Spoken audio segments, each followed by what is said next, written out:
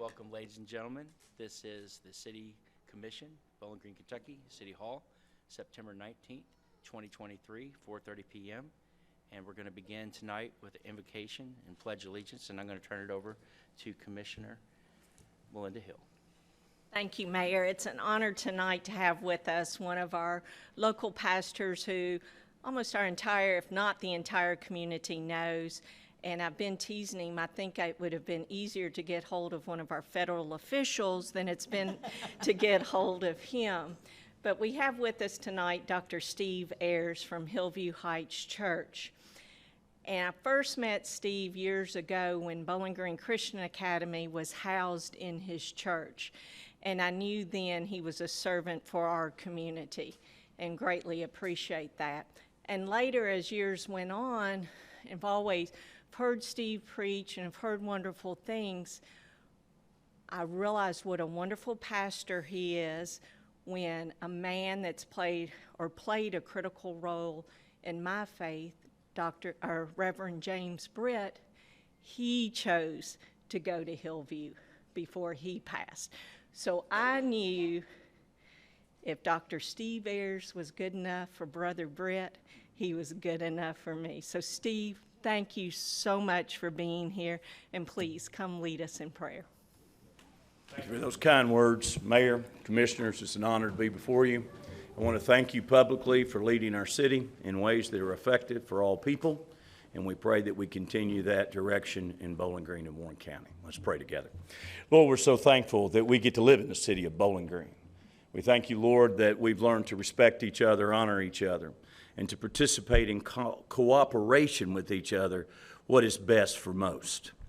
And so, Lord, as they do their work this evening, may it be fair, may it be diligent, may it be prosperous, and may it be beneficial.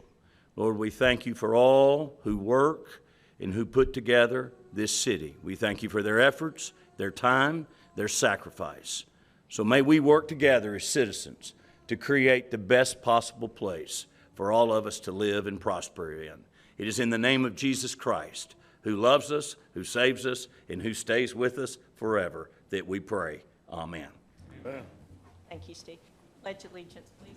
I pledge allegiance to the flag of the United States of America and to the republic for which it stands, one nation, under God, indivisible, with liberty and justice for all. Thank you, everybody. Thank you, Dr. Ayers. Thank you, Melinda. Ladies and gentlemen, I'm just going to do a quick update. I know our city has been continuing prayer for Officer Matt Davis, and I've texted back and forth with him today, and he is in Atlanta. He's been there for the past, I think this is 3 weeks going, and which means that's a good thing because he has succeeded all the physical therapy that they were able to give him at Nashville, and he is down at a facility in Atlanta. And I know I've also talked to his Aunt Tracy, and Tracy is taking great care of him. His family's taking great care of him. But today he was able to physically walk for a distance. He still has a long ways to go without a walker, and that is a tremendous feat.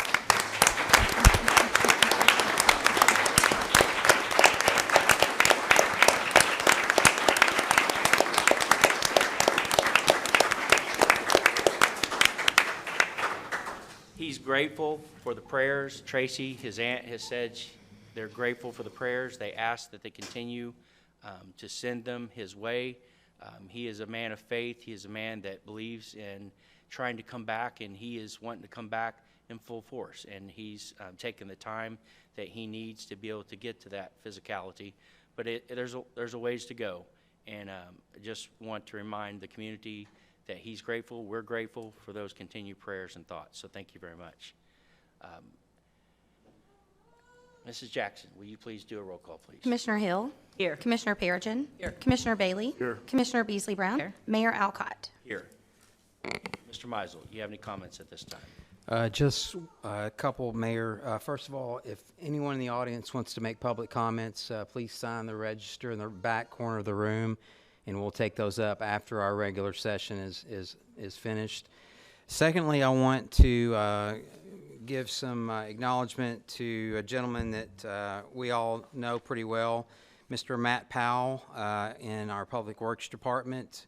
Was just elected as our 2023 Kentucky Association of Mitigation Managers Mitigation Manager of the Year at their conference here recently. So congratulations to Matt Powell. I don't know if he's with us tonight, but I'm sorry, Andy. He's there today. Okay, so he went to accept his award and very proud of all the work he does. As you know, he was key with the suds in the cave. He's been key with the other company we've been working on here recently, and always out there watching out for our stormwater, our underground water, and water quality all over Bowling Green. So congratulations to Matt.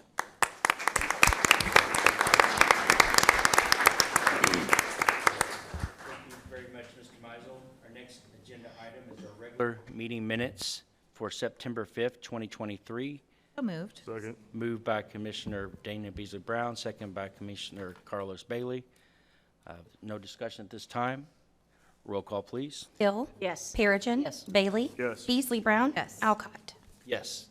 Ordinance number BG 2023-26. It is our second reading and is binding. Ordinance relating to classification pay schedule. Ordinance amending the classification pay schedule G for general classified employees of the city of Bowling Green for fiscal year 2024. So moved. Second.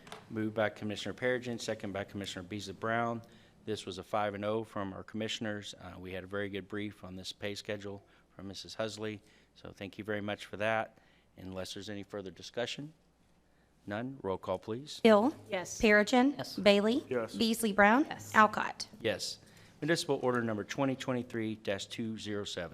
Municipal order approving the promotion of Kenny Woods to the position of Facilities Maintenance Technician 2 in the Public Works Department. So moved. Second. Moved by Commissioner Hill, second by Commissioner Bailey. Mr. Mizel. I'd like to ask Andy Souza, our Public Works Director, to come up and make this recommendation for promotion. Andy? Jeff. So as we try and streamline efficiencies in the city and do the best we can for the taxpayers, one of the things that we tried to do is streamline facilities. So Kenny Woods was hired in July of 2021, and at that time we had 9 facilities in Public Works that he helped maintain along with David Hayner.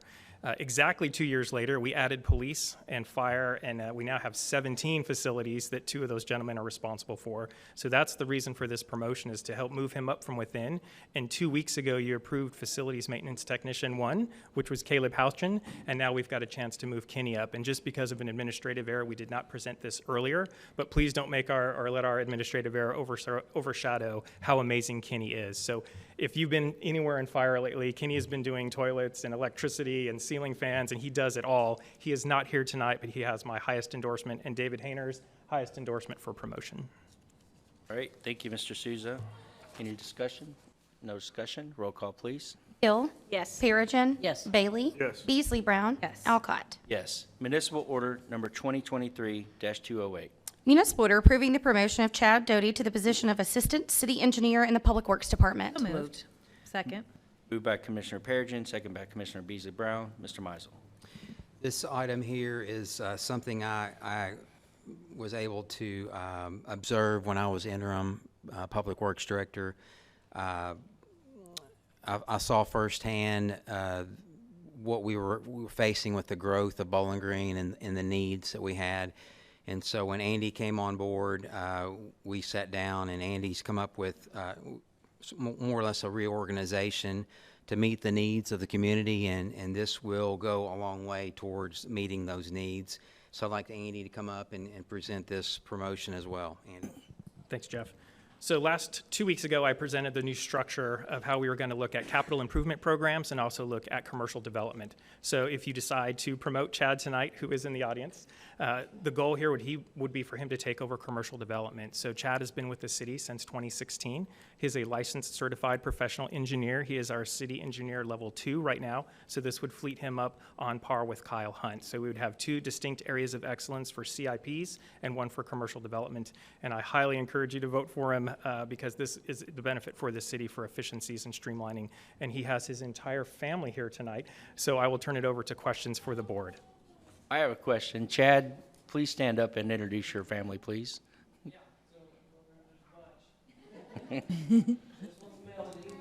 Hi.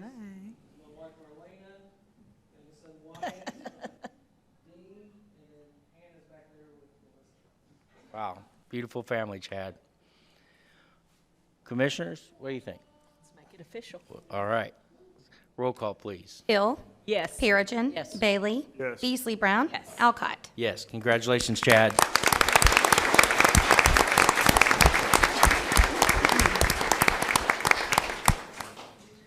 Municipal Order Number 2023-209. Municipal order approving the promotions of Cameron Levis to the position of Recreation Manager and Pete Samios to the position of Sports Wellness Manager in the Parks and Recreation Department. So moved. Second. Moved by Commissioner Beasley Brown, second by Commissioner Hill. Mr. Mizel. So as you learned last meeting from Aaron's presentation, we had a retirement, Adam Butler. Adam was an incredible employee for 30-plus years in parks. And when he left a major hole in our parks department and what all that he was responsible for. We took a look at that and decided we've got to do something different with our growth again, what's coming ahead. And so we have reorganized this position as well, and I'd like for Brent Belcher to come up and make his recommendations for promotions for these positions. I'm sorry, Aaron. Aaron's handling this one. Brent couldn't be with us tonight.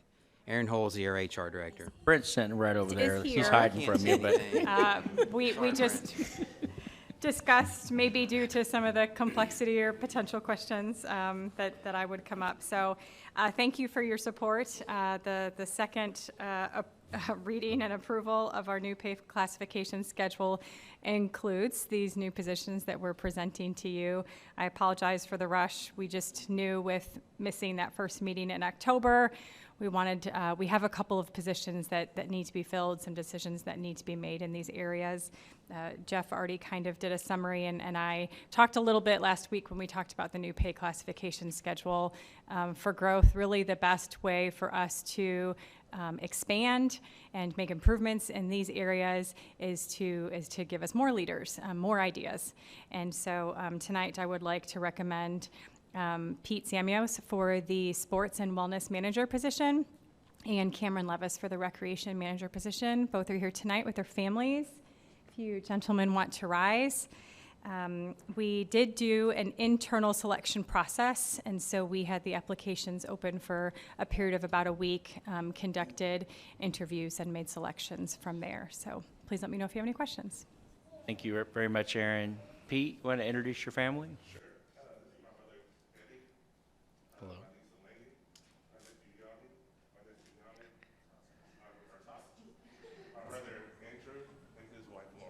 Wow, very nice, Pete. Cameron, who do you have with you? My wife Caitlin is to my right, and then my mom EJ is to my left. Hello, everybody. Appreciate y'all being here tonight. Commissioners?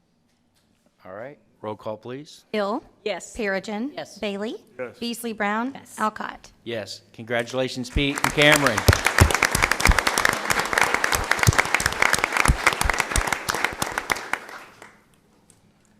Municipal Order Number 2023-210. Municipal order approving the promotion of Corey Mahaney to the position of Engineer in the Fire Department. Move. Moved by Commissioner Perigin, second by Commissioner Hill. Mr. Mizel. This position was one that you all approved to add in the FY24 budget. We needed more manpower in the training division up at the fire department, Station 5. And so I'd like to ask Chief Brooks to come up and make his recommendation for this position, this promotion. Mayor, Board of Commissioners, tonight we are grateful. Everything he said, with the demands of this city, continue to grow, the need for additional resources and people grow. And a lot of people in this room helped justify and to get it done as far as the approved position in the training. As one man transfers over, it opens up an opportunity. The second leading cause of death in firefighters is getting to and from the scene. And what I bring before you is a man very skilled, and he's ready. He will make us better. We win tonight, the citizens win tonight. The man I bring before you, firefighter Corey Mahaney, we recommend him for the role of engineer. Corey. Corey has his family here. Any questions you got, I'm happy to answer them for you. Well, we'd love to meet your family, Corey.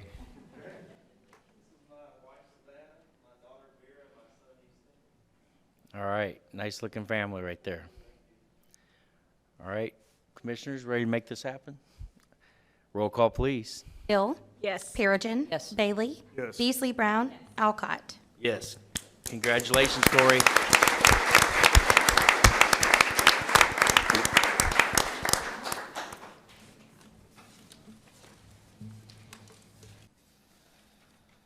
Municipal order number 2023-211.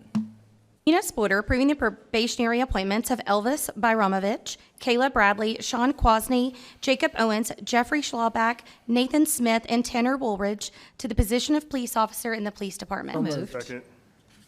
Moved by Commissioner Hill, seconded by Commissioner Carlos Bailey. Mr. Mizel.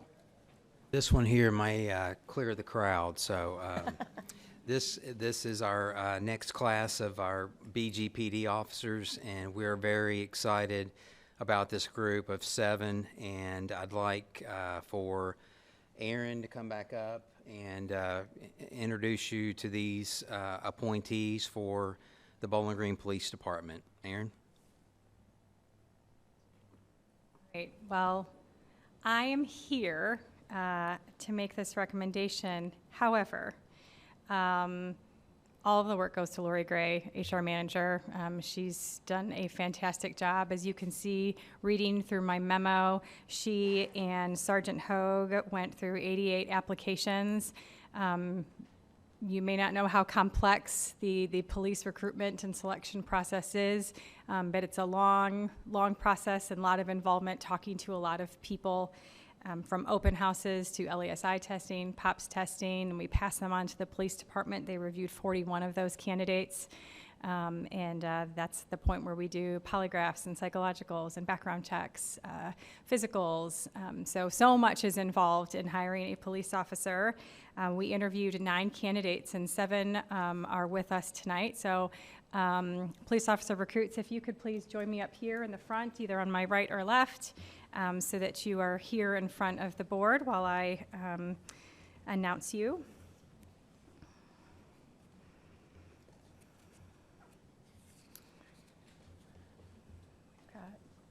All 7. A couple of these names will sound a little bit familiar to you. Jacob Owens and Sean Quanzi have previously been appointed by you as Cadet 2s, and so they've already been working and training with the department, and they'll continue to do so until Academy begins in October. Also would like to introduce to you Jeffrey Schlauback, Nathan Smith, Kayla Bradley, Tanner Woolridge, and Elvis Byramovich. Information about each of them is in your memo. Please let me know if you have any questions. Thank you very much. It looks like a very daunting, tall, slender future of Bowling Green right here.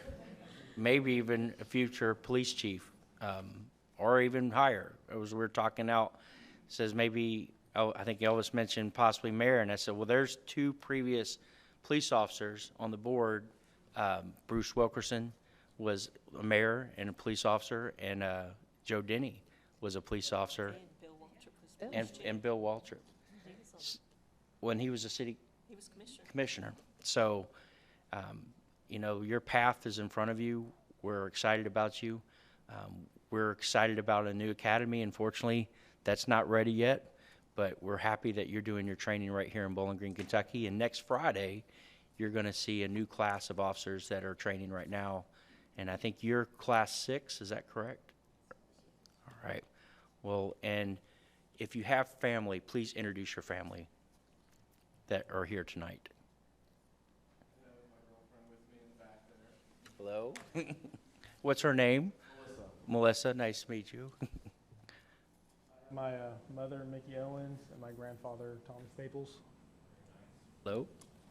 I have my boyfriend, David Fields. Very nice.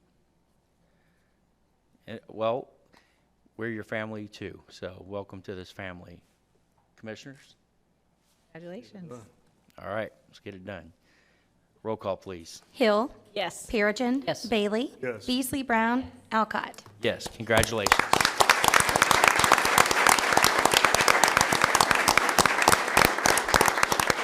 Enjoy your last few days of freedom. Thank y'all.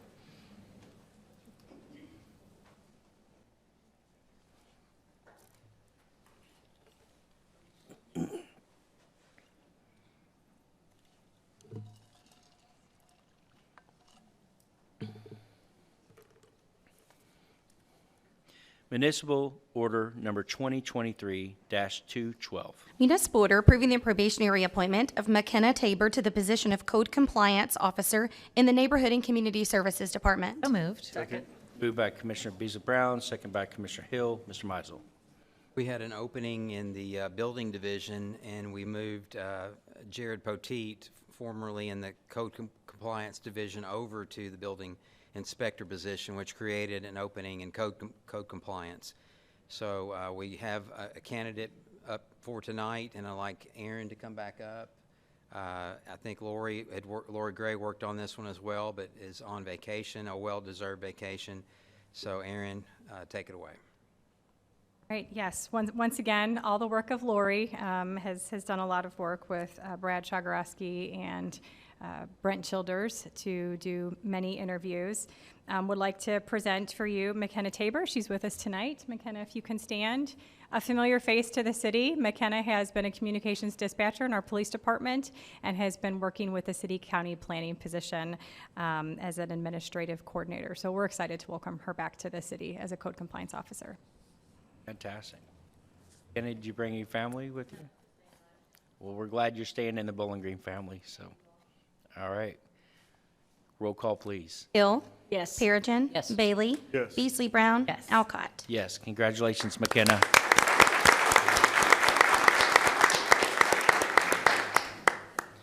Municipal Order Number 2023-213.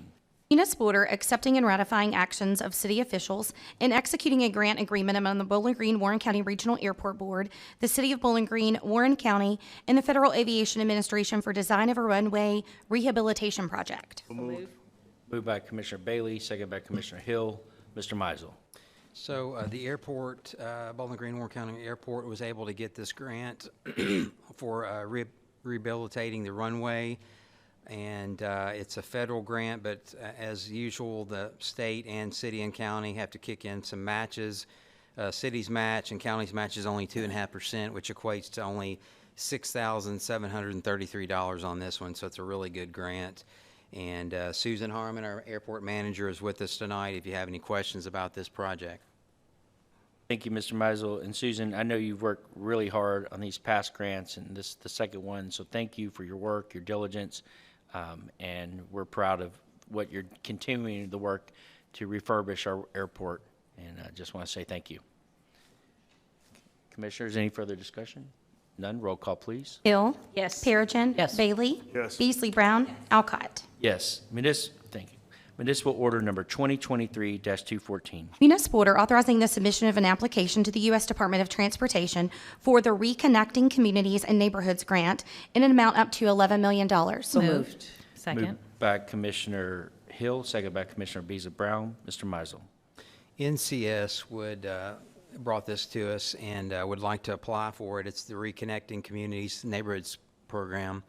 I didn't realize that Veterans Memorial Boulevard was built back in the 80s. I can't believe it's been here that long. But when it was built, it did kind of run right through the middle of a neighborhood, and it separated Hobson Grove from the inside. And so when Nick was looking at this grant, he saw as an opportunity, brought it to us, and it's a really good program. And we think what we would do is help pedestrians get across that stretch of road. It's a 5-lane road. It's hard to cross in some places, whether you want to get to Hobson Grove Park or whatever. But we are proposing a roundabout at Victoria and Clay and Veterans. And there's a map in your packet that shows where that would be, and I'm trying to get to it. But also a good example of what the crosswalk would look like. But it would really stand out and allow pedestrians to cross that 5-lane highway.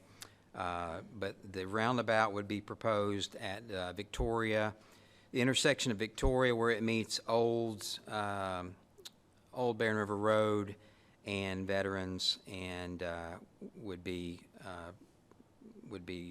structured to where pedestrians could get across there easily or easier if we were fortunate to get this grant. So Nick is here, can answer any questions you might have on this project, but we hope that we can get at least something on this, and even up to $11 million would be great. So, but it's to allow for wider sidewalks, more trees, slows down traffic through there, accommodates bicycle and pedestrian mobility across that 5-lane corridor. This is a 100% grant? Yes, no match on this. Amazing, $11 million. It is. It would be a really good one. It is amazing. I'm just a little history stuff, because I'm a history major. I remember when, I guess, it was going through there. If you go through Trinity Baptist Church, which is a subset of State Street Baptist Church, another part of history, the back of Trinity Baptist Church, there was a house. So that house actually was from the area that you're talking about. So they moved that house and actually put it up behind Trinity, and it's where the pastor's chambers and stuff, it used to be, I'm not sure it is now, but it's still there. But it goes back to what you were talking about when they moved parts of Hobson's and they put in Veterans Memorial. So Trinity Baptist Church has a house that still stands to this day that came from that area. Very nice. Thank you, Carlos. Nick, this is phenomenal find. When would we find out this information if it was awarded? I would think later this year or early next year. All right, thank you. May I? Yeah, please. Well, first, I'm just so excited that we have been able to find this grant to, really find solutions for this community issue that has come to us several times, I would say, over the past several years that they've talked about the impact of this division between the two neighborhoods and being able to access resources on both sides. And so I'm just so excited about this for the neighborhood, and any details you can give the neighborhood about what to expect would be great. Especially, I saw some interesting words I hadn't seen before that we have done in continuous refuge median. So maybe explain what that is, although I saw a picture. And street trees, that's probably a lot easier to explain. But those are two words that I saw in here that I was like, ooh, what's that? So this has really been a collaboration between the city, the MPO, and the District 3 Highway Office. The District 3 Highway Office, who the Chief Engineer, Joe Plunk's actually here with us tonight, they've been a huge help with helping us to develop the scope and the project cost estimate and so forth. And I think what they've called for is not only this roundabout at the intersection of Victoria and Old Barren, but then you'd have this continuous raised median that would extend from Victoria all the way to Clay Street, which would have street trees in the middle of it. You'd have lighting, the wider sidewalks. It's all about trying to slow down traffic as folks are, traveling into the West End neighborhood on this highway. You want to kind of give the presence of there's a neighborhood here, so folks are significantly slowing down to improve safety. And then along this continuous median, you would have pedestrian refuge where folks could safely cross the street. Thank you. Awesome. This is amazing that you found this, so we look forward to this and finding out more information. Appreciate it. Best foot forward for sure. Thank you, Nick. No further discussion. Roll call, please. Hill. Yes. Perigin. Yes. Bailey. Yes. Beasley Brown. Alcott. Yes. Municipal Order Number 2023-215. Municipal order approving and authorizing the mayor to execute a lease agreement with Gibson LLC related to the lease of a portion of city sidewalk at the Dusty Boot located at 927 College Street. So moved. Second. Moved by Commissioner Beasley Brown, second by Commissioner Hill. Mr. Meisel. The Dusty Boot is our latest new business on the square here. We're just up College, one of our neighbors here. And this is just a standard sidewalk lease. They want to be able to put some tables outside and for their customers. And Hillary worked on this agreement. It's standard like all of the other ones that puts them in compliance with the EDC rules as well. And Unfortunately, Hillary is not able to be with us tonight, but I can try to answer any of your questions. There is a diagram, hand-drawn diagram of what their sidewalk space would look like, and actually, Andy may have looked at this as well to make sure the measurements were correct, but I think we're good to go on this. It's between the Fountain Square Church and the Charleston. All right, thank you very much, Mr. Mizel. Questions? No questions, roll call, please. Hill. Yes. Perigin. Yes. Bailey. Yes. Beasley Brown. Alcott. Yes. Municipal order number 2023-216. Municipal order authorizing and accepting bid number 2024-03 for pool painting project from Charlie Irwin Painting LLC of Franklin, Tennessee, in an amount not to exceed $229,191. So moved. Moved by Commissioner Perigin, and I'll second that. Mr. Mizel. Our Russell Simmons Aquatic Center, it's hard to believe it's over 20 years old now, built around 2000. And as you've seen in the past, we brought items to you such as pumps and things like that to replace, and it needs maintenance. And one other item before you tonight is the painting of the pool. We have to keep it in good condition. And so in the off season, we have to take a look at it. And so we had put this in the budget as a CIP to seal and paint the bottom of the pool. It's a good sized pool, as you know. And so we went out for bid and only received one bid, and it was for $229,191. A little bit over budget, but we have the money to cover, and recommending Charlie Irwin Painting LLC out of Franklin, Tennessee.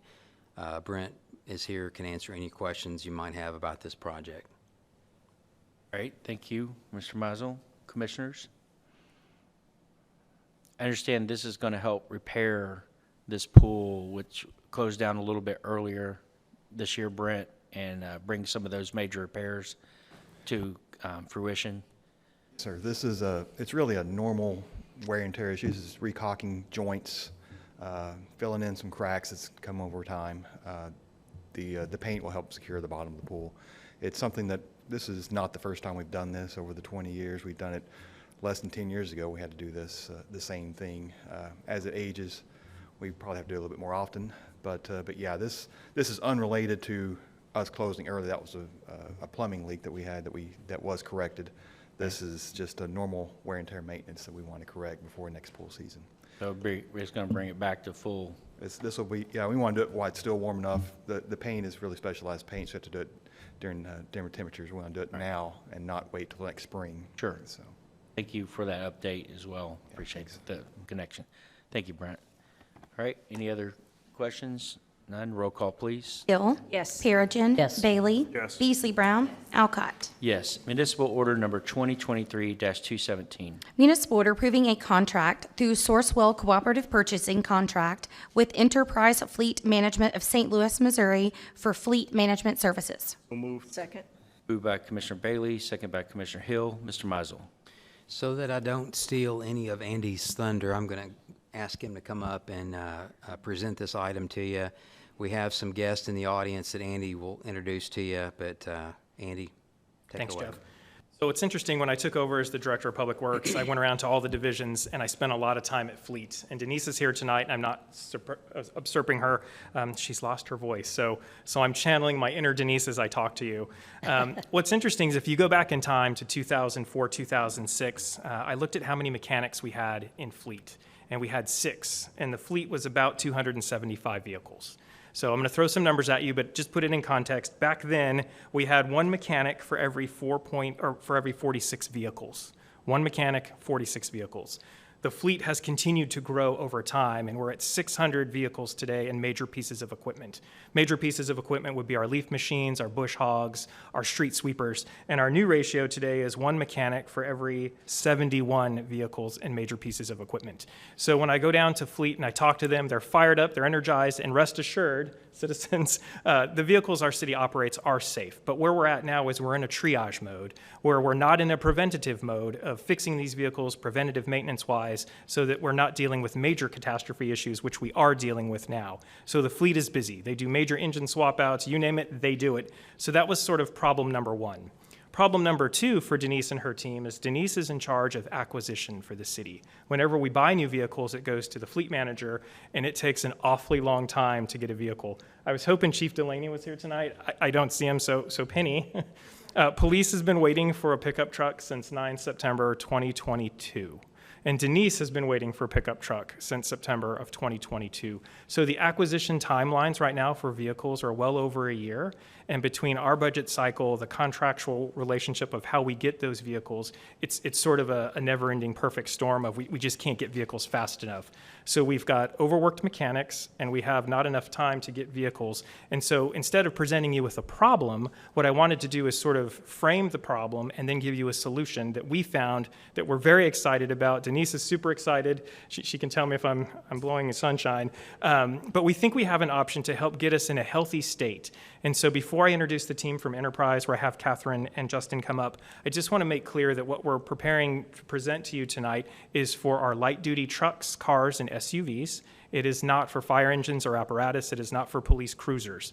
That will still be maintained by our professionals down at Fleet, as will all of the weird cats and dogs that we have, the big plows, the street sweepers, the outboard motors for our boats. All of that will still stay with our maintenance team, but we can then divest over to an excellent team to get us on the right track for future growth and future health. And with that, I'll turn it over to Catherine and Justin from Enterprise.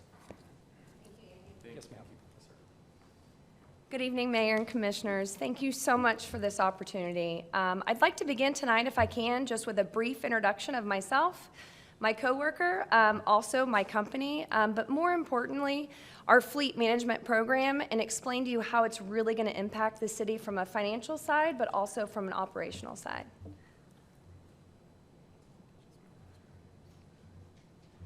Oh, thank you. And I have a fun slide deck for your viewing entertainment. So Enterprise Rent-A-Car is our sister company. Most people recognize that name, but we are Enterprise Fleet Management. Something that is really exciting that a lot of people don't know is that we are still a family-owned business. We were founded by Jack Taylor in 1957. We're on our third generation of ownership, which is really exciting. We're also the largest fleet management company in the world, and we have over 1.1 million vehicles, which includes Enterprise Rent-A-Car and our fleet management division. What that means to the city is that we've been around for a long time. We're a very sustainable company. Obviously, as Andy alluded to, the fleet world is very chaotic right now. Finding vehicles, maintaining vehicles, it's just a challenge for a lot of cities. So we would like to bring some of our knowledge and our know-how to the city. And a big component of this, too, I will mention, is that while we have our corporate office out of St. Louis, Justin and I both are based out of Louisville, Kentucky. So a big key component to this is local account fleet management. We like to have an opportunity to meet with our city and our city leaders on a regular basis. And so while our headquarters is in St. Louis, we are based out of Louisville. Let me just take a second real quick just to introduce myself. So my name is Justin Newberry. I'll just say that I've been with Enterprise for 18 years now, a little bit over 18 years. So I've been with the company a long time, and it's actually funny, that's about the same length of time as when I actually left WKU as a graduate and started working for Enterprise. So I got married and started with this company, and I'm doing both the exact same thing here today. So excited to talk with you guys. What my role is I'm a yes, I get a little nervous. I'm a client strategy manager, which really means what I do is I meet with clients. I have about 50 customers across the state of Kentucky and southern Indiana. Some of those are commercial accounts, commercial fleets, and some of those are government fleets like yourself. And what I do is I basically just implement the strategies that we're going to talk about today. Yes, and I apologize. I did not introduce myself either. My name is Catherine Blazer. I've been with Enterprise for 22 years. I started off at Enterprise Rent-A-Car actually as an intern washing cars. I worked my way up into the fleet division. And my role in this is I've been meeting with city and city leaderships and working very closely with Denise to really understand where the heartburn is, where the challenges are, and how we can be a solution. But then also we got a lot of data points to put together the financial proposal, how we can save the city money, but also be a really long-term sustainable solution. So. Yep. And we'll talk more about the data here in just a second. If you go back one thing, I just wanted to point out that when you do partner with Enterprise, you partner with what we call a total transportation company. Like we do all things transportation, which really just shows the expertise that we have. I mean, we operate the largest fleet in the world, so we know about fleet management. We also have other divisions that you may not know about. You know, we have a ride sharing, a commute division. We have a car sales division. So again, big global company. But again, small, we're able to be down, you know, in the roots of where you guys are. Yes, yeah. So this is just a high-level overview of what we do. We won't hit on all these data points, but as you can see here, this goes well beyond just helping the city to acquire vehicles.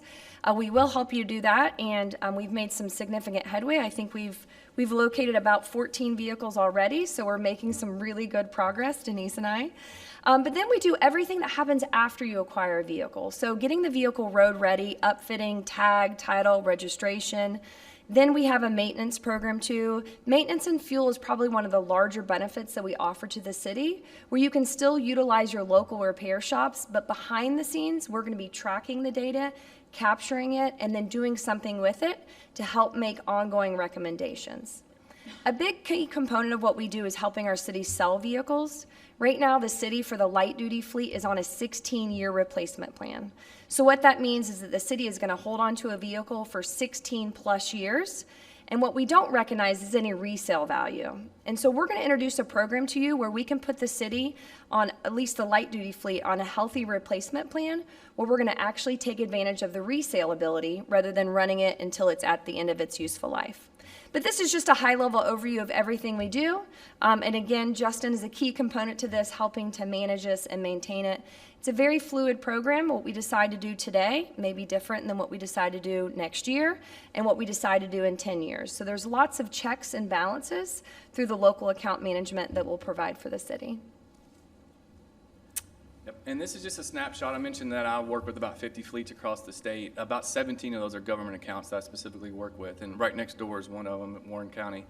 So I work with those fine folks over there and their fleet of about 120. So anyway, this is just some ideas here. And again, just to know that we're in this space. It's not new to us for sure. We have a strong partnership with KLC, Kentucky League of Cities. Matter of fact, I think you're going. The conference, yeah, yes. To the conference too. Come see our booth if you're there. Yeah. And these are just some commercial accounts. You may recognize some of the names. They're here in Bowling Green: Scotty's, Houchin, Stuart Ritchie. We just started a partnership with Alliance. They're based in Glasgow. So what we do for one company may be different than what we do for another company. It's a very customizable, it's not a cookie cutter program. So this is really what fleet management does. It's really just figuring out these key components. Obviously, a vehicle is a rapidly depreciating asset. Maintenance and fuel costs are constantly rising. The trick is to find out when those lines cross. And right now, after studying the city's data and running vehicles for 16 years, the city's spending 25 cents a mile in maintenance. To compare that, because 25 cents a mile may seem not very expensive, but a new vehicle, you should be spending about 4 to 5 cents a mile. And so we're going to introduce this concept of how we can buy vehicles really well, because the city can buy really well, because you get a lot of discounts through government. And also, the city doesn't really drive many miles. The average vehicle does about 5,000 miles a year. One of the biggest key components to the value of a vehicle is mileage. So you buy really well, we don't really go anywhere, and so what we're going to take advantage of is the resaleability of these vehicles. The biggest key advantage is going to be the savings in maintenance, fuel efficiency, taking advantage of resale. Another key piece of this is employee morale, safety. Obviously, a vehicle that's 20 years old is not as safe as a vehicle that's coming off the production line. Probably the biggest piece of feedback that we receive after we implement a fleet program is how happy the employees are. So it's saving the city money, but it's also implementing a sustainable program that the employees love, especially when employees never had a new vehicle before, because they've been, handed down vehicles in the past. So if I can just take a moment just to introduce the concept of a lease. I will mention that the city can pay for vehicles any way they like. And I think any well-managed fleet program, we should look at different funding options. And in fact, the city is actually looking at that. We're looking at paying cash for some vehicles. And I think if the plan to run those vehicles for 15 years or even 12 years, I think cash makes sense. But if we're going to put the city on a healthy replacement plan and recognize the savings in maintenance and then capitalize on resale, really utilizing a tool to help you execute that is what we want to do. So this is an open-ended lease. There's the closed-ended lease and an open lease. Closed-ended lease is what most people are familiar with. Wear and tear penalties, early termination. You have a fixed monthly payment. You turn the vehicle in and you walk away. And Enterprise does those, but we don't typically do those for cities simply because you don't have all the flexibility. We recognize these vehicles are work trucks. They're probably going to get a little beat up. And we also know that the market could change. And so providing flexibility, but also a tool where you can utilize the cash flow advantages, that's where the open-ended lease comes in. So I'll walk you through this and give you some characteristics. I'll first show you from a cash flow perspective how this is going to save cash flow, and then also the characteristics of it. Just as an example, $60,000 vehicle, we're going to pay the vehicle down to a balance. So it's a finance down to a balance. And so the city is going to be financing a portion of the vehicle. Now, at the end of the term, the city has the risk or the reward of resale. So you all get to actually participate when we sell this vehicle. That equity would actually come back to the city. So in this example, if that truck sold for $25,000 and the city paid it down to $10,000, you would have the gain of equity because we're just financing it down to a balance. Now, as far as the characteristics, I know there's a lot of bullet points up there, but there is no over mileage penalty, there is no wear and tear penalty, there is no early termination penalty. At the end of the term, the city has all the rights of ownership. They can buy the vehicle and run it for another 10 years. We can sell it for the city if the city likes. That equity would come back to the city, or we can just decide to keep the vehicle. Maybe the market doesn't make sense to replace the vehicle. Yeah, and I'll say that's where I come in, actually. I'm going to be coming down and meeting with you guys several times a year, and we're going to recognize and understand where we are in this term. You know, does it make sense to sell now? Is the vehicle worth more money than it will be next year, and things like that? So that's where I will come in to help, because again, we can adjust this as time goes on. Yeah, very fluid program. So what we decide to do today, as we get into it, when COVID hit, we had to make a lot of adjustments because there was no vehicle availability. So having that flexibility. So are you all ready to see the savings? Okay, good. And then I'd love to open it up for questions too. So this is just, I put together, really the city was asking what's the financial impact. So operationally, I think we recognize running vehicles for a shorter time period would be better, but what's the financial impact? So these first data points up here just indicate what the city's currently doing. There's 88 vehicles that we did a study on. The average vehicle was being held for 15.71 or 16 years.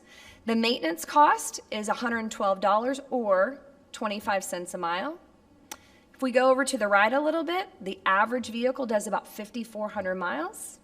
And then the fuel efficiency is only about 14 miles per gallon because these vehicles are 15 years old and plus they have a lot of wear and tear on them, so a little bit of fuel degradation.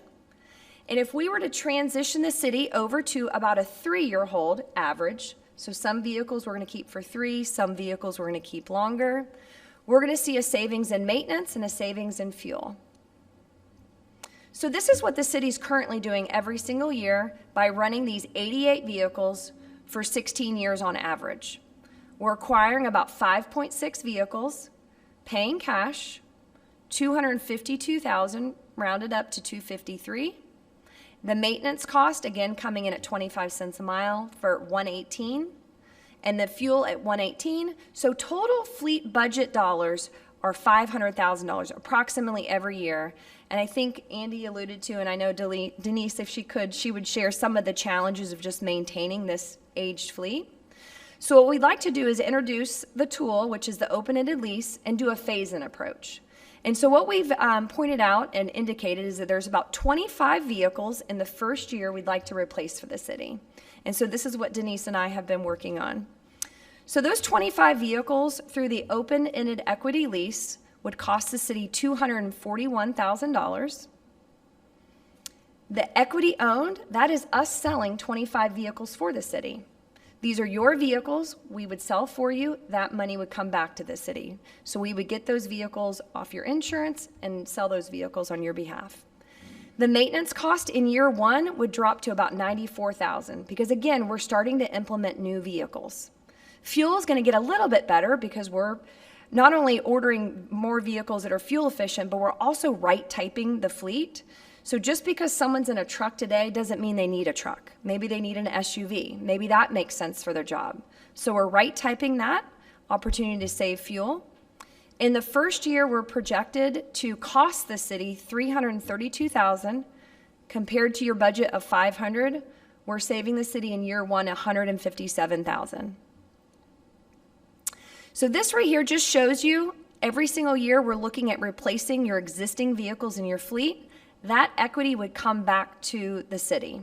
In year one, there's 25 vehicles. Those vehicles are worth about $4,700 on average. So that $118,000 would come back to the city. In year two, we're looking at doing 32 vehicles. So those vehicles are worth an average of about $17,000. So you can see over time, as we start to implement this and do a phase-in approach, this equity, about $1.2 million is going to come back to the city. So it's really utilizing your fleet dollars that you have in place. The second year, you can see we're going to start with 32 vehicles. Your lease payment goes to $581. We're selling your existing vehicles. And if you can notice under equity leased, that $124,000 would come back to the city. So we've got money coming back to the city from vehicles that you lease through us because these vehicles were on a healthy replacement plan. But you'll notice your maintenance cost has dropped pretty significantly because now we have almost 60 vehicles in the fleet and the fuel efficiency's gotten better. In the second year, it's going to cost $90,000 and we just saved the city $400,000 in the second year. So this is a 10-year model, and I like the 10-year model because it's not just about today, because we want to be a sustainable program, and we want to really partner with the city for the next 30, 40 years. And so what this shows you is that we've got really a plan that we want to implement, and it could change depending on the market and what the city's needs are. But we want to implement a plan where we're going to start to replace some of these aged vehicles. And you'll notice over time, you've got your lease payments. That continues to rise. That bucket, if you will, rises. But now we're going to really capitalize on resale, something the city has really never taken advantage of. Again, you buy really well. You don't really drive anywhere. And so we can sell these vehicles when they have a lot of life and a lot of value left in them. Maintenance, you can see, is going to go from $118,000 to $35,000, which is about 5 cents a mile. So that's pretty significant, not to mention the downtime, the safety factor that comes into play there. And then your fuel gets a little bit more fuel efficient. So all in, we're projected to save the city almost $700,000 over the next 10 years. The sustainable savings, what that means is once we're all in and you have a brand new fleet and you're working with a wonderful fleet management company, we'll save the city approximately $6,000 every single year, but we're going to put the city on a healthy replacement plan. And so this just shows you how we're just really utilizing the dollars that the city has in place today, but implementing a fleet program and really putting the city on what I would call a tighter replacement plan.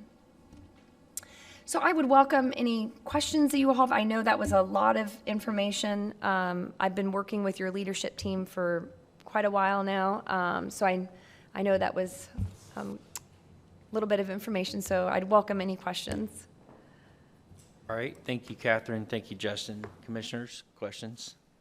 Catherine, how do we know, I guess, the 25 vehicles in each vehicle that you're going to replace each year? How are you choosing those? That's my first question. Yeah, so, well, at first it was a combination of just looking at the average age and average mileage. But Denise and I have been working together for this year specifically.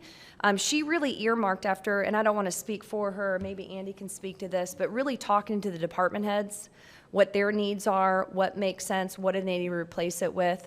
And then next year, we're going to do the same thing. So I could earmark the vehicles I think make sense, and it's going to be based on age and mileage and maintenance spend. But really, it's going to come down to your team and department heads deciding what makes sense for them as well. I guess my second question would be this. Has any municipality ever come back and I guess the projection that you guys had, the cost, that they looked at everything and looked at the past, what they were doing in the past, and came back and said, this hasn't worked for us, and it seems like it's going to cost us more to keep having a contract with Enterprise. No, we've had cities decide that, that they don't need our services before, but not from a cost standpoint. Really, our niche, our focus niche is on cities that have 50-plus vehicles. And I've found that when a city has, 15 or 20 vehicles, they just don't have as great of a need. So it's not a matter of it's costing more money. It's just, obviously, what Justin does, it's full fleet management, making recommendations, studying the data points. But no, typically what happens, because the market continues to get better, Enterprise's ability to sell vehicles, and then your ability to buy vehicles, what we actually find is that this analysis is conservative. And so what we find over time, your cost to manage the fleet continues to go down. So, and we've been in this market, and the Kentucky market, in the government space for about 10 years now. So we've got a pretty substantial footprint. So how is your profit calculated in this management process? Yep. So Enterprise makes our money in 3 ways. The first way comes from the manufacturers. That does not affect the city. So Ford, Dodge, Chevy, and if we wanted to look at different manufacturers, we can as well. Those manufacturers pay us, but that does not affect the city. But vehicles that the city acquires through us, we will have a management fee. And that management fee is a percentage base. It's been included in this analysis, but that's only on vehicles you acquire through me. So in the first year, we'll have a management fee on 25 vehicles. Next year, if we've earned the opportunity to get 31 more vehicles, those vehicles will have a management fee. So eventually, we'll have a management fee on all those.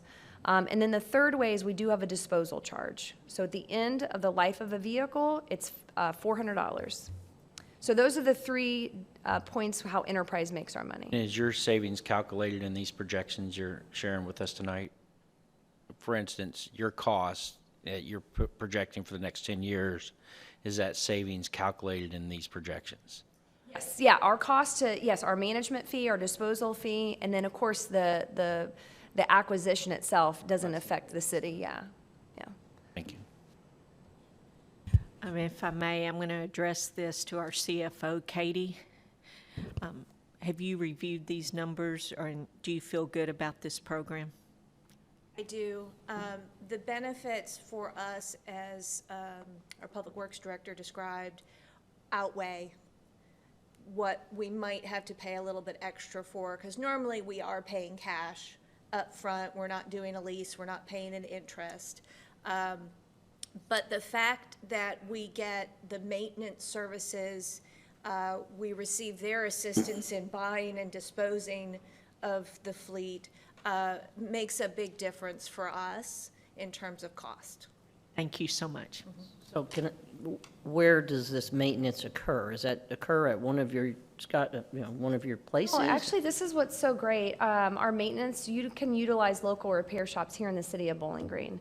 And we're also going to be utilizing local dealerships as well to help us acquire vehicles. So Denise and I have worked, and we've kind of marked out a couple dealers that it makes sense to deliver vehicles through. We can also get service work done there. So these would be your local repair shops. I believe in the city of Bowling Green, we probably have over 100 repair shops.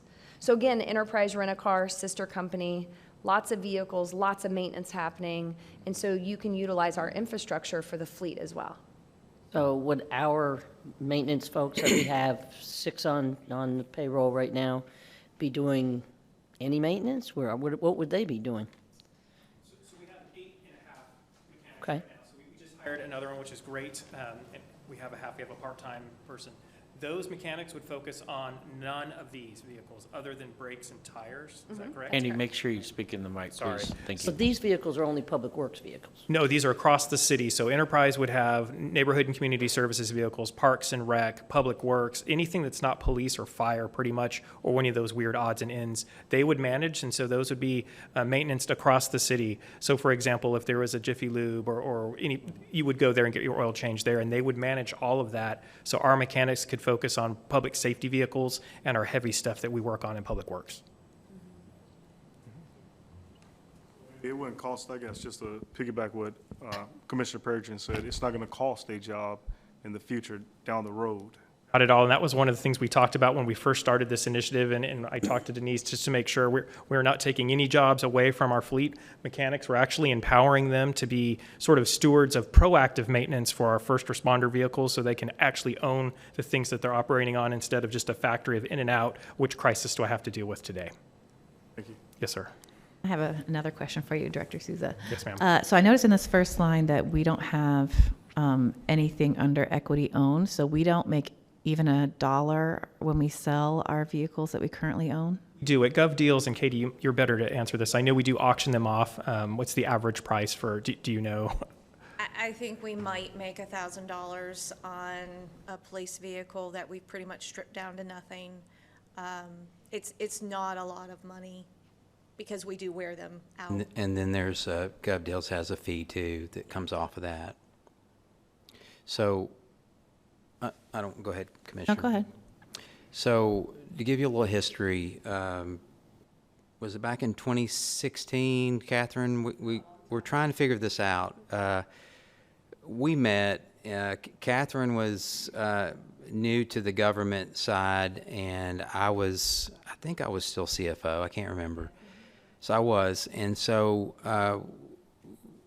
Catherine, we met a couple times and decided that, you know, just wasn't a good fit for us back then because the scope was different back then. The scope back then, I think Catherine came in with wanting to take over the whole thing. We had just bought brand new vehicles for a lot of departments. Police will never make sense because of all the upfitting. Fire will never really make sense because of the engine, the fire trucks, the apparatuses that we need to keep for 15 years or more. And so this time it was different. Catherine came in with a more narrow scope, and that scope is on the vehicles that we do zero upfitting to. It's your average admin car that's parked out back that you put nothing on. It's the pool cars that we drive, department take-home cars like I drive. And so what we're doing basically is we're avoiding having to change that transmission out after 10 years or 12 years, or change that expensive water pump out after 7 or 8 years. We're catching these vehicles, if we do this program, we're catching these vehicles before these major repairs hit. My vehicle right now is at 12,000 miles, and I've had zero wrong with it. All I had to do is change the oil on it. And that's the point we're trying to get to, is where all we've got to do is change the oil and routine maintenance, and there's nothing major going on. We catch these vehicles before that stuff starts happening. They turn them over, and we get another vehicle in, and all we're doing is changing the oil, and maybe at worst a brake pad or a tire blowout. So we're only concentrating on these 80 to 90 vehicles that are admin, there's no upfitting to them, that we have no reason to keep anymore for 15, 20 years, and drive the wheels off of them and get $500 or $1,000 on Gov Deals. That's what we're looking at. That's why we think this is an attractive deal. It helps our fleet division mechanics to focus on the big stuff, the important stuff of police, cruisers, which we're getting ready to buy even more of. That is not shrinking, it's growing. Our fire equipment is not shrinking, growing. We're getting ready to add another fire truck for Station 8.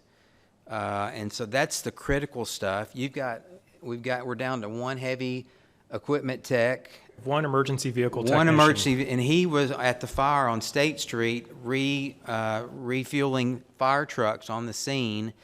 That's the stuff that we need Denise's department doing. It's on the critical departments. These other vehicles that finance and I drive and pool cars sitting around, they're not critical.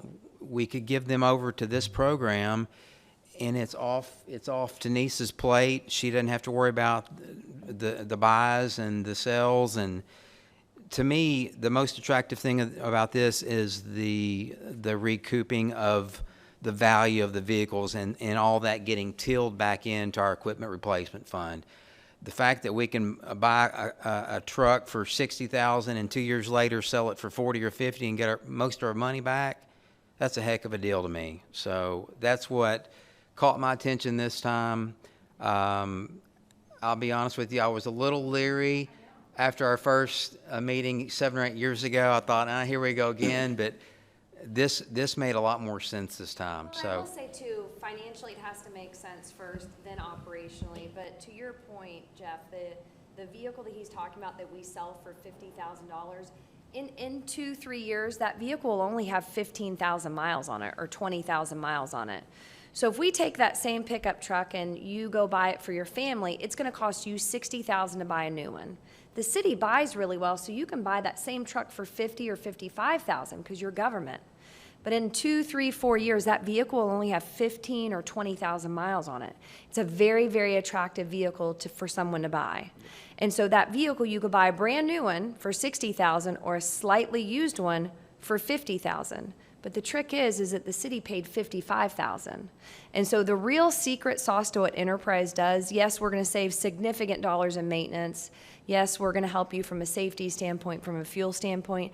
But the trick is just to take advantage of your buying power. You all buy really well. You don't drive anywhere. And so we're going to find when that sweet spot happens. And I don't believe financially it's at 16 years. I believe it's right around 3, 4, 5 years where we can capitalize on resale on those vehicles. So Where do you sell these vehicles?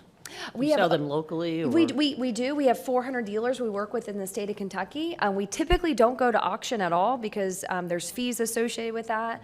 Sometimes the money is there for some of your really old vehicles. We might do that, but we like to utilize local dealers to actually put some used vehicles back in the market, and they love our vehicles.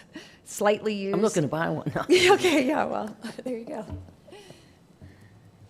I want to say it's music to my ears when you say local. I'm very pro-local, so thank you. Thank you for not giving up on the city and coming back to us years later. Thank you, Jeff and Katie, for your work. But Denise and Andy, thank you so much for thinking outside the box. To me, this is so exciting, so thank you. We'll add too, I've been with Enterprise for 22 years, and I've been meeting with cities for probably since 2016. This is probably one of the nicest, most positive meetings I've been to. And Denise and I have been working hand in hand. First of all, I love working with another female. I don't get too much opportunity to do that. And I have told her, and I've told Jeff, and I've told Katie and Andy that you all have a very, very professional organization. And I work with all of them. I've seen all of them, and I've really enjoyed, Denise and I, when we talk, we get really excited about talking about vehicles. So it's really nice to have someone to, help along the way. So, yes, thank you. Well, it's great to see this is enhancing our fleet management and our mechanics. Fleet management, those you've heard, I'll remind, on the storm for December 11th, changed over 80 tires that morning for our police or fire, just to be able to maintain operations and take care of people. But the criticality of having your own mechanics and call on need. And they do this across the board multiple times when the city's in most stress for floods or snow, and fleet management is always there for our rescue. So thank you, fleet management, as well. Appreciate y'all. Okay, commissioners, we've had a lot of information. I think we've had some very good information shared and some reassurances as well. Unless there's any further discussion, move for vote. Hill. Yes. Perigin. Yes. Bailey. Yes. Beasley Brown. Alcott. Yes. Municipal order number 2023-218. Municipal order approving a contract through cooperative purchase with Boyd Company of Bowling Green, Kentucky, under Kentucky state pricing contract for a purchase of a mini excavator in the amount of $217,571. Second. Moved by Commissioner Perigin, second by Commissioner Hill. Mr. Mizel. If you all will remember, I think the last meeting you approved using the SAFE grant money that we received from the West Kentucky SAFE Grant Fund. We had gotten approved for $600,000 to remove stuff from private property. And we've come to end of the road where we don't think we're going to need any more of that. So we propose to use the rest of that funding for this piece of equipment. And you'll see in the pictures, this is a very useful piece of equipment. It can do a lot of different things. And we went out and found it on the state pricing contract list, and it's with a Boyd company in Louisville, and are recommending that we purchase this equipment with the SAFE grant remaining money for $217,571. Andy's here, can answer questions about what this thing can do, but it can do a lot of things for us that we can do in-house. Brush clearing, it could probably even clear the bank of the river with its extension, and possibly. Absolutely can. So I asked Dave Delp, our operations manager, to give me some bullets that I could give to you. This is the Swiss Army knife of cool tools. It has a mulching head for us that not only we can use, but Parks and Rec can use. It also has a breaker attachment, so when we break up sidewalks, curbs, and street, it'll help us do that. It's big enough that we can now do some of our own sinkhole repair that traditionally we have to outsource to a contractor. And finally, it has a compactor attachment, so we can fix potholes and compact the asphalt as we're doing new streets. So kind of the Swiss Army knife of tools for ops. Thank you, Andy. Questions, commissioners? None? Roll call, He please. promises to share, right, Andy? Hill.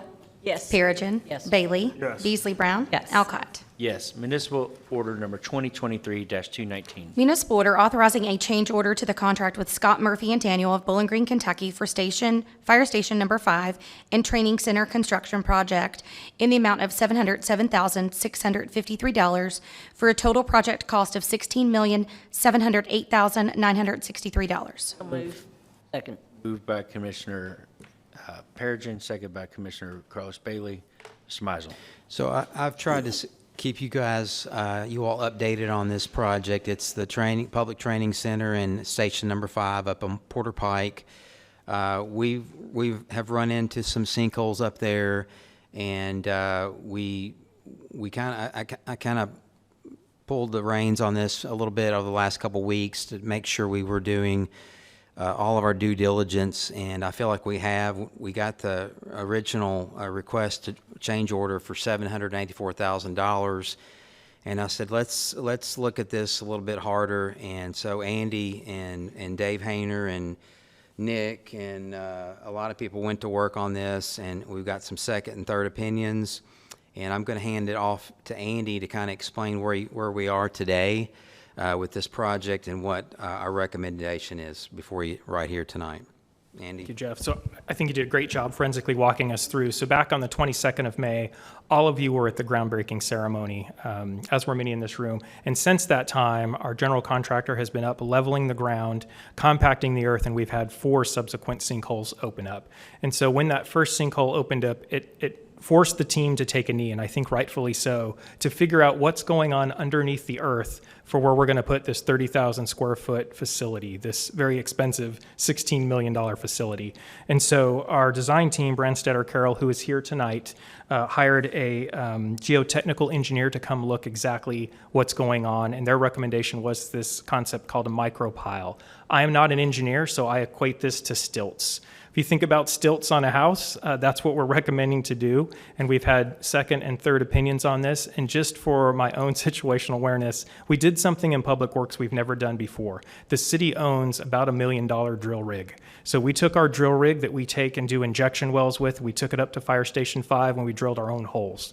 It has an auger on it. The holes are about the size of a cantaloupe. And with that, we have an expert, sort of a diamond in the rough. I'm going to ask Nick to come forward. In environmental compliance, Nick Lahun is one of our environmental coordinators. He is also a licensed and certified geologist. So with our drill rig and our geologist, we did our own tests. And I've asked him with one graphic to sort of place all of us in the room in a helicopter looking at Porter Pike from up above and explaining what's going on underneath the soil, because it's a fascinating story, and I think it's worth talking about. Because when we talk about a change order of this magnitude, I think it's incumbent upon us to be as transparent as possible as to what's going on there. And then from there, we'll then turn it over to the representatives from Branstetter Carroll to address any of the other questions, if that's okay. Okay, so Nick, I'll turn it over to you, and I'll bring your slides up. Good evening. All right. So, now, As Andy mentioned, we've gone through and done our own investigative program, kind of supplementing and expanding upon what Thoroughbred Engineering, the firm that Branstetter Carroll had do their original geotechnical report and the supplemental work that was undertaken in July after the first big sinkhole collapse fell in. So I believe you guys have my report and the exhibits in your packets, but Andy took one of the exhibits and made it more approachable as far as visually, and that's what our slide is here tonight. So I'll just use it to kind of walk through what we found in the course of our investigation. So what we did was, based upon the Thoroughbred report, identified a specific area of concern that one of the expert third-party opinions we brought in took a look at, and his eyes about bugged out of his head, for lack of a better way of putting it. There is a sinkhole present in one of those very colorful documents in exhibit number 3, profile number 3. There's a very, at the left on the bottom of that page, there is a bright blue blob, and that is about as diagnostic as it gets. That's a sinkhole as well as it ever shows in one of those transects. So we did some drilling to test depth to rock in the area of that. On the slide up here, you can see that grouping of yellow dots drilled roughly, if I remember right, we drilled 14 holes in the area of that to explore what depth to rock looked like around there to see if it was sloping any given direction. And what we found in that area was not just the sinkhole that was identified in that transect, but also definitely one more and likely another on top of that. And then we also did some drilling in the area of a second anomaly identified in that transect further to the south, that smaller grouping of 4 holes. And those were all very deep holes, indicating that there's bedrock missing essentially right there. So there's a point where water's going into the subsurface, likely another buried sinkhole. And the thing with buried sinkholes is they may sit dormant for decades, centuries, and then you have something happen like that little event we had in 2014 at the Corvette Museum. So these are things that could sit stable for human lifetimes and before they show themselves. So our investigation only covered that small area immediately adjacent to the existing fire station, which will be kind of in the middle of the new one. But one thing I'd like to point out is that 2 of the other transects, if you take a look at the graphic, there's the that green cross kind of in the middle of it. Those 2 transects intersect and both show another potential sinkhole. Another thing about the drillings they did, they also did rock sounding, which rock sounding is literally just drilling through the soil, finding depth to rock. It was one of their methods. They found a variable depth to bedrock, so that bedrock surface going up and down, up and down. Basically, the only reason you get that is points where water's entering the bedrock, which are all potential sinkholes. So essentially, everything in that original report, everything we did and looked at, is consistent with well-developed karst systems underneath pretty much the entirety of the new footprint. And so our recommendation is in support of the micropile foundations to support this critical structure. Any questions? That's all I've got at this point. Yep.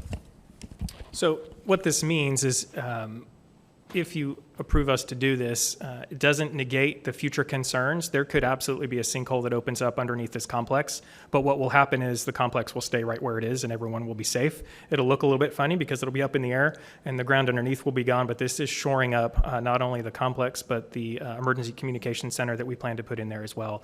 And so with that, I'd like to turn it over to Mr. Ian Beatty and to Eric from Branstetter Carroll to talk about the design and why that was not included in the design.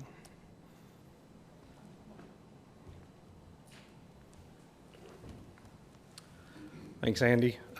Commission. So basically, we had a geotechnical report by Thoroughbred done during the design process. They identified, obviously, there's an existing sinkhole on the site behind the existing fire station. If you're familiar with the site, it's shown there on the diagram.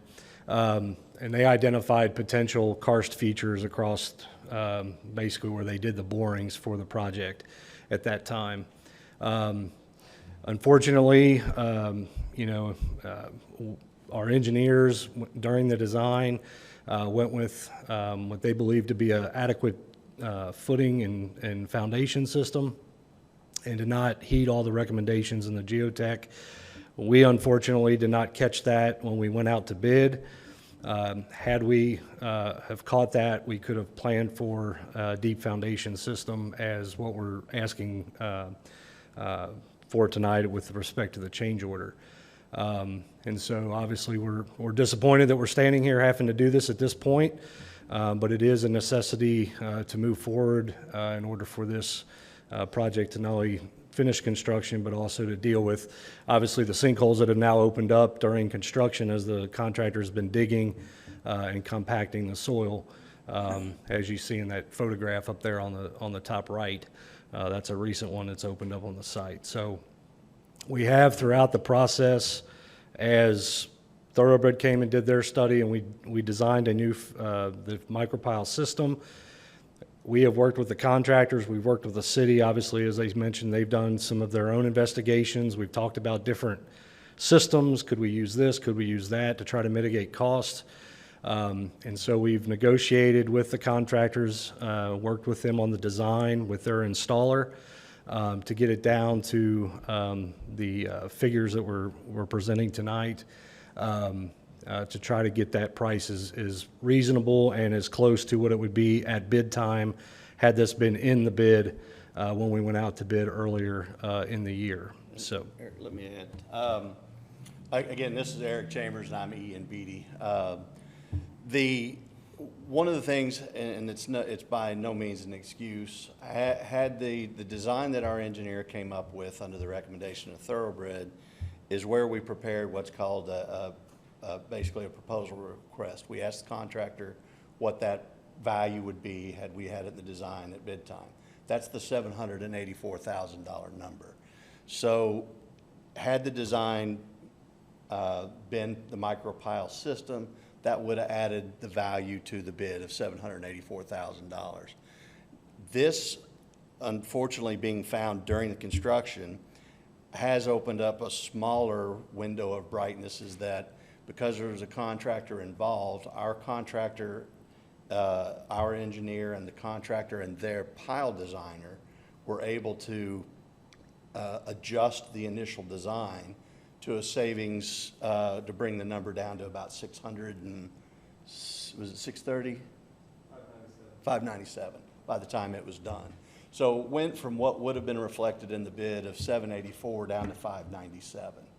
So that doesn't generally happen. If they'd have done it for 597, it would have cost you the 784 because that would have been the bid reflected number. So I do just want to point out this 707 that's here now includes the repair of that sinkhole, which is roughly at 109,000. So we're still here with the under $600,000 for the change. So it's not ideal. We don't want to be here doing this with you, and we can only apologize that it's there. But the process did bring a little bit of savings back than it had it just been in the bid. All right, thank you very much, gentlemen. Commissioners?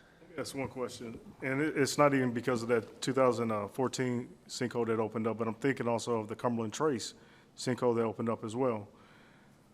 With the prices, I guess the adjustment in the prices are the things that you guys are doing is basically to repair the sinkholes that you found. If the building is built, is there anything that we can do to make sure that it's prevented so we don't have anything like? What this is preventive, sir. The repairs they did at the museum was a micropile system. Okay. So we're being proactive. We're putting the micropile system under the building now. Gotcha. So the building will be built on that. And as Andy had mentioned, essentially if the ground collapsed, it's going to look like a beach house in a hurricane-prone area. It's going to be sitting on stilts, safety factors there, and it's just going to be a building floating in the air depending on how much the hole opens up. But hopefully it helps mitigate any of that significant disaster that could be there. So there's nothing that kind of prevents the sinkhole from opening up in the future then? It's only just, I got you. Yeah, no, that's all that subsurface stuff. I'm sure Nick can answer it a lot better than we can, but that is always fluid. So this is, initially when they found the first sinkhole, it became concerned that it was connected, and obviously through your all's own investigation and Thoroughbred's additional investigation, found out there's a lot going on under this site. So it wouldn't be irresponsible for us not to be here asking to move this forward that way. Thank you. I'm really grateful that the whole team is here to sort of break this down into the different parts. And my first question is I don't know who would answer this question, but is there a point at which, I don't know, just in terms of construction, like not just the building safety, but the people who are building on this site, is there a point at which you look at a piece of land and say it's not safe to build here? I can tell you that we also did the Preston Miller Park, and I think we filled just in that park area over 70 sinkholes to develop that to a park. So I think it's just inherent to Bowling Green that, so I'm sure there's areas that you would say, no, we don't want to build there, but I just think in Bowling Green, if you're going to build, it's something you have to be cognizant of. Okay, so then my follow-up question is, I'm really glad we caught this and that we are being proactive and making sure we're securing our buildings so that even if a sinkhole opens up, that it's safe, especially, that our employees are going to be based there and our emergency communication system is there.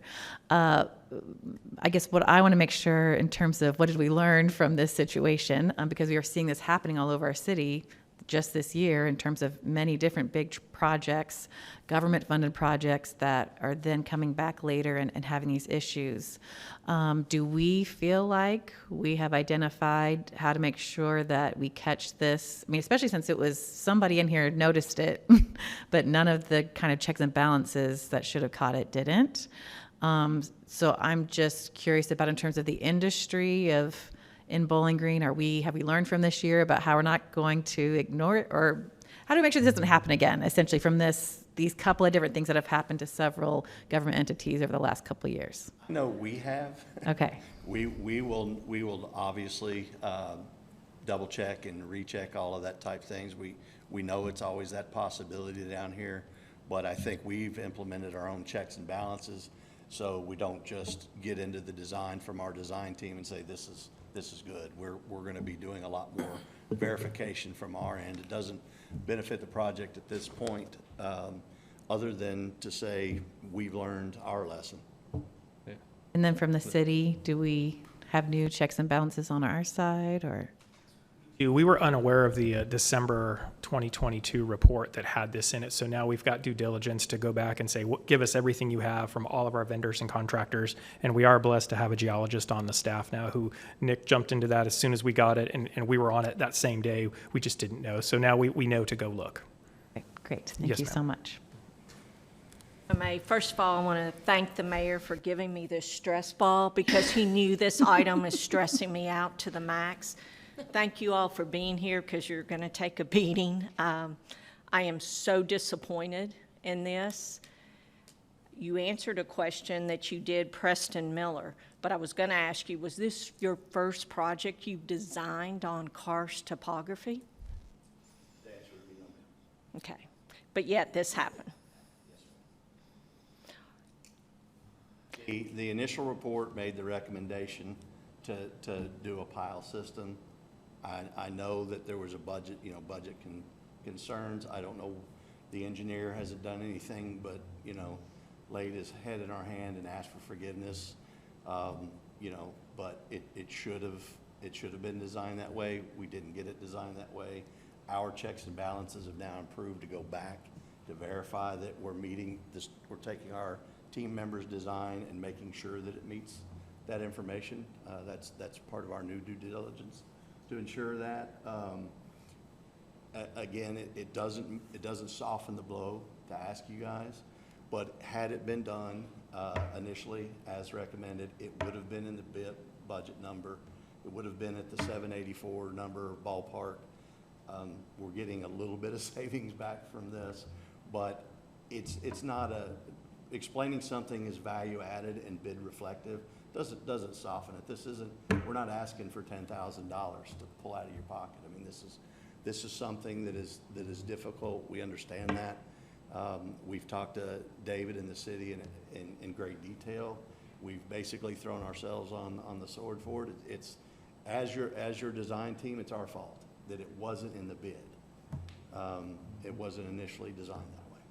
But unfortunately, your mistake is falling on our taxpayers, falling on us to come up with this Had it been in money. the design, ma'am, it would have been bid reflective. It's so you would still be paying it. We wouldn't be sitting here asking you, you would have funded in your original bid estimate.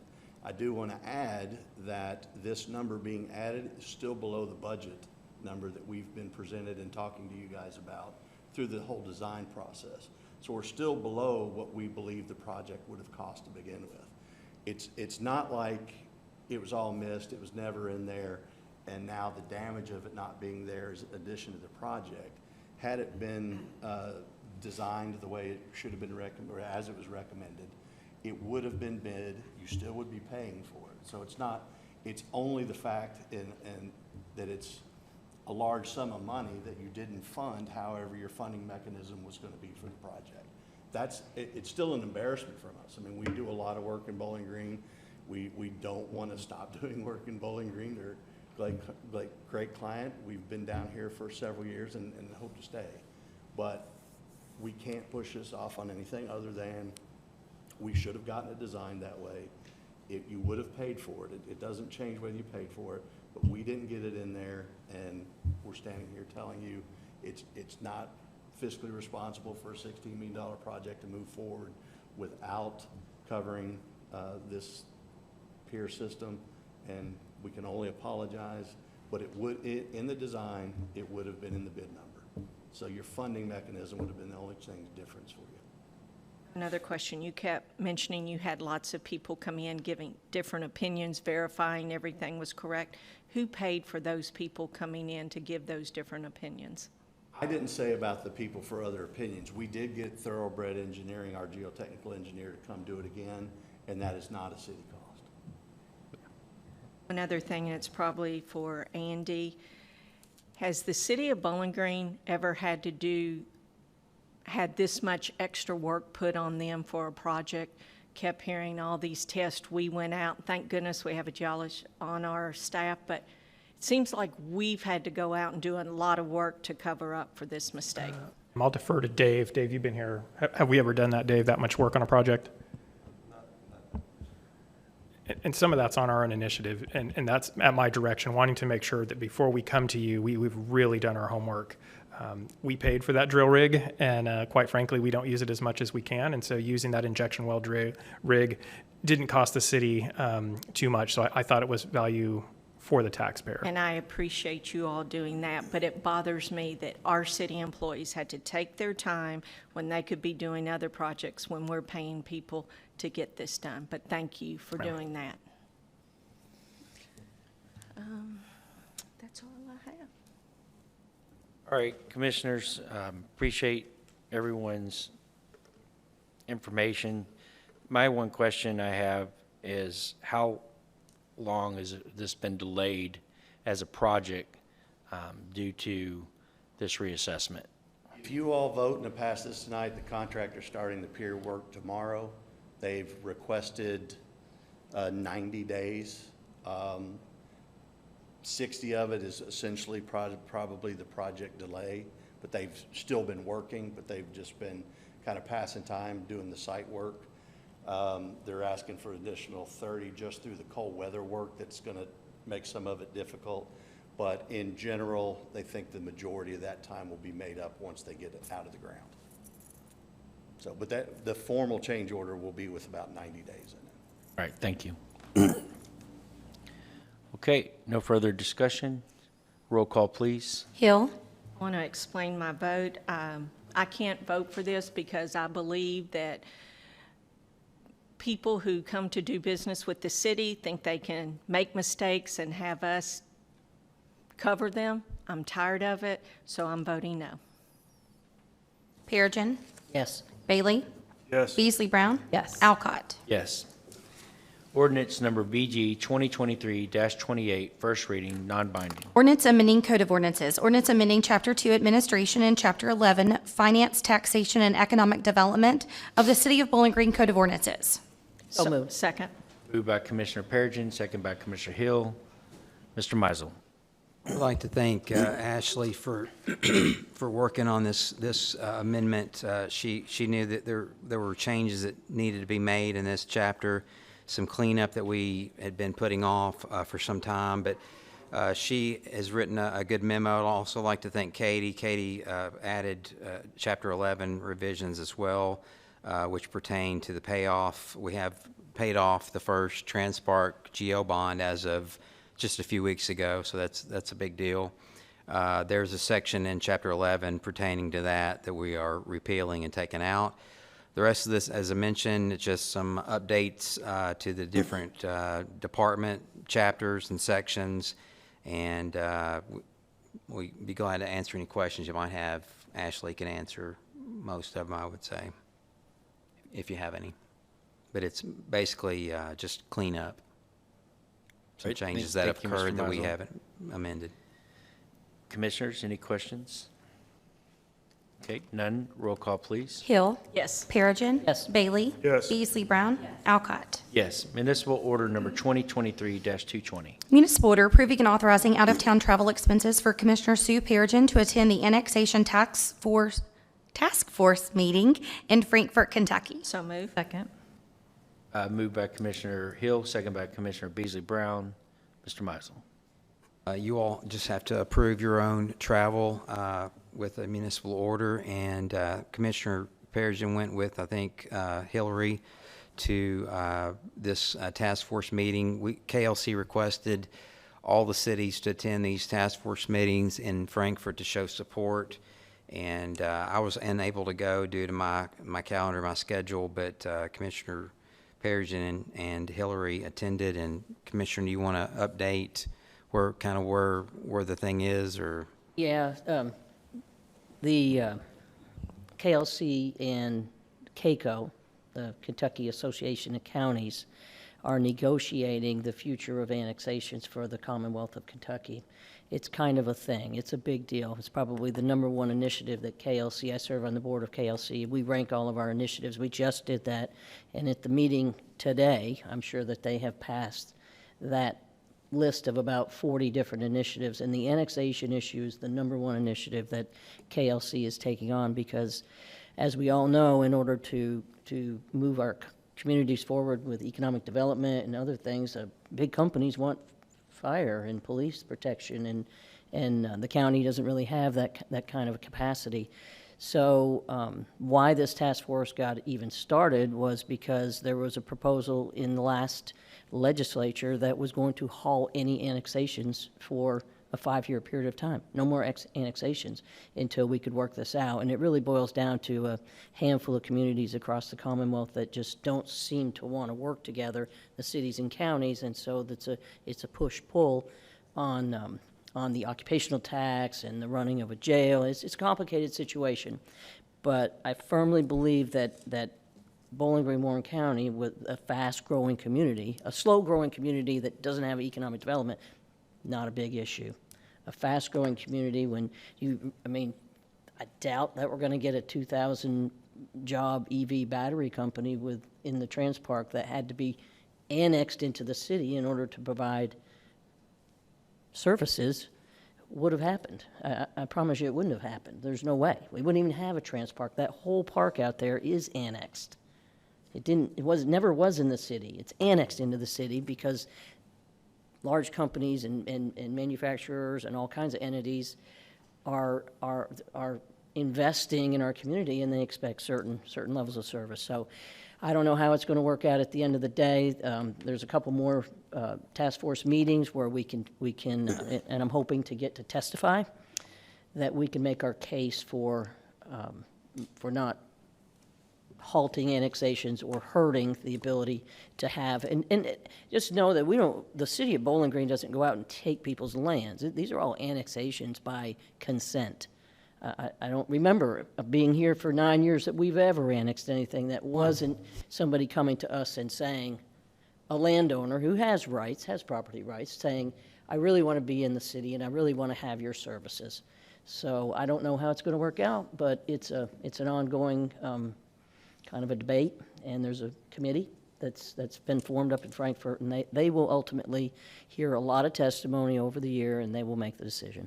So I appreciate getting to go. There was a large KLC showing, which meant the cities came out in full force. Our very own Amy Milliken is the chairperson for KCO this time, and she testified, and she did a great job of letting folks know that, hey, we do get along, and we're not really, we don't want to move forward at the expense of the county, and the county certainly doesn't want to move forward at the expense of the city. So we just got to continue to work together and continue to make sure that folks know that what's best for the overall Commonwealth is to allow us to annex by consent and move our economic future forward. I hope that made sense. First of all, I want to add that I asked Sue to attend, and Hillary Hightower went as well, and that's the best $211 and 26 cents because they actually did change the legislation, and I'll give credit to Sue and Melinda and also to Senator David Givens, literally called us in the huddle of the floor, and we were all on speakerphone, and they ensured that that legislation included that if a county and a city were in agreement with the annexation, that it would not be have a moratorium. And so we saved ourselves and let the others go out and have their battles, and they choose that to have these problems. They're going to lose major corporations that are going to choose to come to Bowling Green because they don't want to be in the middle of a battle between a county and a city to make decisions on who to pick and which side to pick. So I'm grateful that we're again able to work with our local legislators to ensure that we're not going to be tackled in a battle that's happening up at Frankfurt. So thank you, Sue. Definitely. And if there's any commissioner that could go fight a battle, we would always support that and on behalf of our city. So thank you. Okay, no further discussion. Roll call, please. Hill. Yes. Perigin.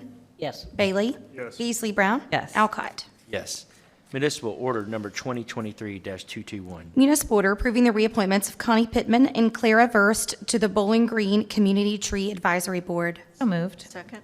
Moved by Commissioner Dana Beasley Brown, second by Commissioner Melinda Hill. Mr. Meisel. I believe this is your yes, it decision, is. Mayor, on the Community Tree Advisory Board. Thank you, You had Jeff. some reappointments.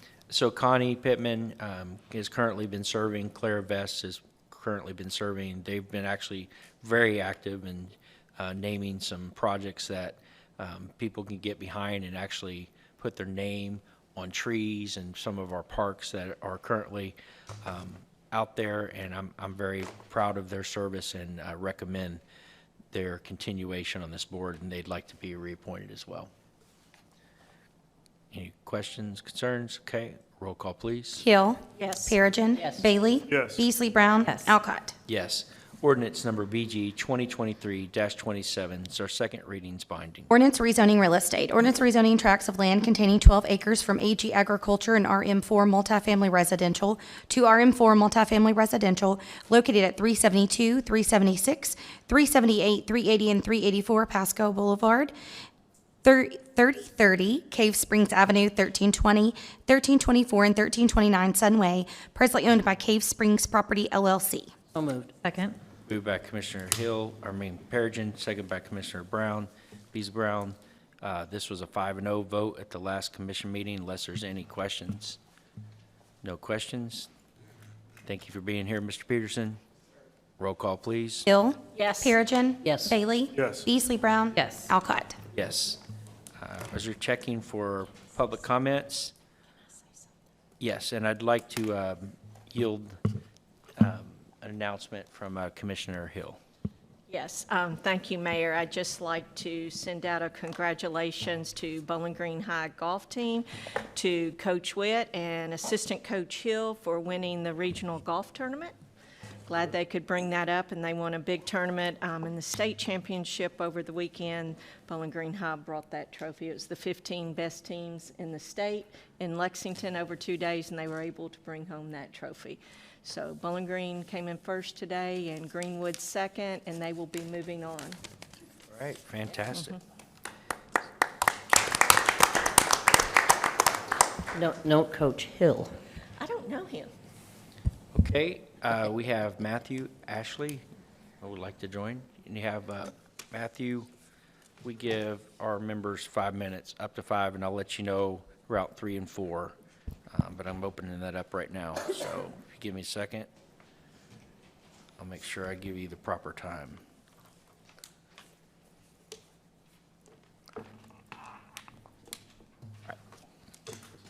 Well, thank you, Commissioners, Mr. Mayor. My name is Matthew Ashley. I'm the president of one of the Bowling Green Gideons chapters here. And I just wanted to come and be on the record and say a few things. The reason I'm here today, ladies and gentlemen, is to let you know that the Gideons International is an association of professional businessmen. And our primary goal is to lead others to our Lord and Savior, Jesus Christ. We are men of the Bible, we're men of faith, and we're men of prayer. And I just want to let you know that we pray for our city council every week, consistently. And we realize that you have a very serious job. We understand that you, what you're doing has consequences. And we want you to just know that you're loved, appreciated, and prayed for. We're praying that your ears will be filled with the right voices, and that your eyes will be sharp, and your vision for our community is clear. We understand that Bowling Green is a diverse community of numerous cultures and ethnicities and backgrounds and viewpoints and lifestyles and etc. But we want to make sure that at least we want the Gideons to let the community know that they all have worth. We're all made in the image of God. And with your permission, I'd like to present each one of you with a Gideon New Testament. This book teaches us that God loves you, and that we're all sinners. But he has created a remedy for this sin, and that we can all be saved. And that's all I wanted to do. This has been a very eye-opening city council meeting. The first half was very fun. The second half is serious business, and we do appreciate what you do, but we do love you, and you are in our prayers. God bless you. Thank you, Mr. Ashley. I'll accept. Thank you for what you all do. Appreciate it. It's our pleasure.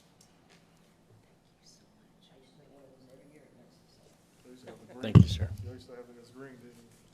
I'm sorry? It used to be green years and years ago. Yeah, they were green. Yeah, for colleges. Yeah, Mr. Fishback, I know you're next on the schedule, so you come on up, and I'll do the same thing. I'll reset my time here, and you'll have up to 5 minutes, Mr. Fishback. That's just, this will be real quick. My name is Brian Fishback.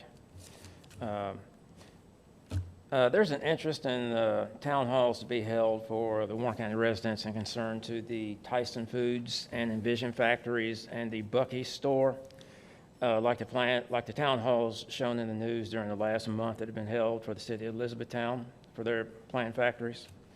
That's the first thing. Second thing is, I suppose that the companies in E-Town, it's not coming from the local government, it's coming from those factories who are having town halls for the people who live in the area, what their opinions are about the factory being built in their backyard and front yard. I was wondering if the factories of Envision and Tyson Foods would do that. Yeah. Okay. Then the second thing is there's an interest to bring, if there's an interest, the interest is to bring employment opportunities to Bowling Green, Warren County. A suggestion is for customer service call centers to be built and be brought to Bowling Green, Warren County to replace the call centers in Bowling Green that have been lost the last few years, that will provide employment opportunities that will not include standing all the time in terms of health purposes, rather than the employment opportunities that are in our plan to be in Bowling Green, Warren County, to include standing in the factories and the stores. Thank you. Thank you, Mr. Fishback. So we will not have a meeting on October 3rd. It's the spring break fall break, excuse me, for both the city and the county and our employees and several commissioners. So the next meeting will be October 17th, 2023 at 4:30. And we are adjourned. Thank you, everybody.